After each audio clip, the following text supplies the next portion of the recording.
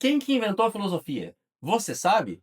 Se não, continua no vídeo. Bem, a gente aprende que a filosofia começou na Grécia, com um filósofo chamado Tales de Mileto e com os pré-socráticos, e que houve algo muito inovador dentre esses primeiros filósofos em relação aos mitos, que era a forma pela qual a gente explicava o mundo e os fenômenos do mundo. Mas eu quero colocar uma vírgula, um parênteses aqui. Eu não estou dizendo que não começou na Grécia, mas eu quero que a gente tenha uma maturidade ao olhar para esse assunto, e eu quero que a gente comece a pensar em alguns problemas que existem nessa afirmação. Nós aprendemos no meu primeiro vídeo do canal que filosofia, ou seja, amor à sabedoria e essa busca ao saber, pode ser entendido da forma como eu coloquei, enquanto uma propriedade do espírito humano. Então, filosofia é a capacidade de colocar um ponto de interrogação nas coisas. E aí, quem foi o primeiro, ou aonde que a gente começou a colocar o ponto de interrogação nas coisas? Foi na Grécia? Ou seja, você está me dizendo que antes dos gregos ali, mais ou menos 500 antes da Era Comum, não havia reflexão, não havia questionamentos, não havia indagações, as pessoas não perguntavam, não colocavam ponto de interrogação no mundo? Eu acho que é um pouco complicado essa afirmação, né? Porque a gente entra num problema que é um conceito de um filósofo, um historiador também chamado Edward Said, que ele cunhou orientalismo. Orientalismo é nada mais é do que esse preconceito que nós temos com os países, com a cultura oriental. Porque perceba, a gente ama criticar a teocracia islâmica, só que a gente não percebe que a gente está criando uma teocracia evangélica cristã aqui no Brasil. E assim, como é cristão, que é aquilo que eu acredito, tá tudo bem. Agora, como é islâmico, daí tá tudo errado, sabe? Então, isso é só um exemplo do que poderia ser orientalismo. Ou achar que os orientais, eles são inferiores, que eles são pessoas menos cultas, que são pessoas muito viris, brutais. Ao longo da história da literatura, ao longo da história da filosofia e ao longo da história, a gente tem diversos exemplos que eu vou trabalhar em outros vídeos. Mas assim, a gente tem que lembrar disso aqui quando vai fazer essa análise, porque, querendo ou não, tá? Eu sou brasileiro, eu moro no Brasil, e o Brasil está do lado ocidental do globo. Por mais que seja um erro nos intitularmos ocidentais, porque dentro da geopolítica é mais assertivo a gente falar que somos latino-americanos. Se você perguntar para um chinês o que o brasileiro é, ele não vai falar que o brasileiro é ocidental. Porque nós não somos bem ocidentais. Ocidental é Estados Unidos, Europa. Não o Brasil, não a Argentina e assim por diante.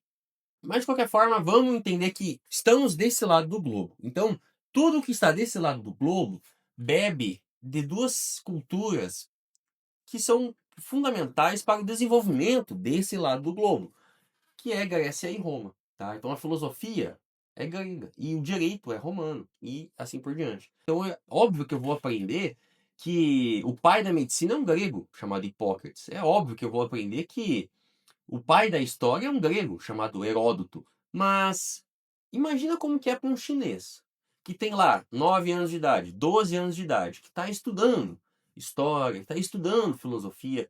Será que ele também aprende que o pai da história é um grego e que o pai da medicina é um grego, sendo que a China é uma cultura milenar, muito mais antiga do que os gregos? A gente tem que ter sempre isso aqui em mente.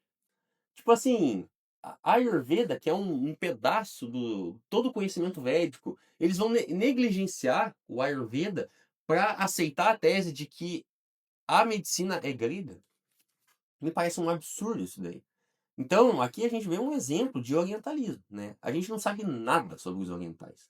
As pessoas não sabem o que são os Vedas, as pessoas não sabem o que é Ayurveda, as pessoas não sabem quem foi Lao Tse, não sabem quem foi Confúcio, e a gente tende a puxar a sardinha para o nosso lado, tá? Mas assim, não que exista necessariamente um problema nisso. Mas quando a gente vai fazer essas análises, é bom ter essa maturidade, ok? Então, somos herdeiros da cultura e da herança clássica, Grécia e Roma. Mas, como a gente está falando de filosofia, e como vocês são espertos, a gente vai questionar isso daí. né? Porque existe algo que a filosofia não questiona? Eu desconheço. Existe algo que a filosofia não pode questionar? Eu desconheço. Então, será que é assim mesmo? Será que de fato essas coisas começaram na Grécia? Será que de fato começou no Ocidente? Ou será que não é uma narrativa ocidental para fortalecer os laços ocidentais, criando um inimigo que, no caso, é um inimigo inferior, um contraponto inferior? Será que não é tudo isso? Porque, como eu expliquei no outro vídeo, a filosofia começou quando o homem começou a pensar. A filosofia é essa propriedade do espírito humano. Tá? Então, afirmar que a filosofia começou na Grécia me parece um pouco absurdo. Eu prefiro entender que é impossível delimitar. É impossível responder essa pergunta, uma vez que, como a filosofia é uma propriedade do espírito humano, a filosofia começa quando o primeiro homem olhou para o céu, olhou para alguma coisa e se perguntou: o que é isso? A filosofia começou aí. E como, quando, aonde foi? Impossível delimitar. Impossível delimitar. É, alguns historiadores da história da filosofia já trabalharam esse assunto largamente. E um clássico, se chama Giovanni Reale, ele afirma que a filosofia começou na Grécia por um motivo. Nas culturas orientais, existe uma subordinação muito forte da filosofia perante ao discurso religioso, perante os mitos e perante a espiritualidade oriental. Mas eles reconhecem que essa espiritualidade oriental é uma espiritualidade mais filosófica. No entanto, filosofia, enquanto uma forma autônoma de investigação da natureza, de investigação dos fenômenos e das coisas, isso não aconteceu lá. Isso aconteceu aqui na Grécia com os pré-socráticos e com a filosofia grega.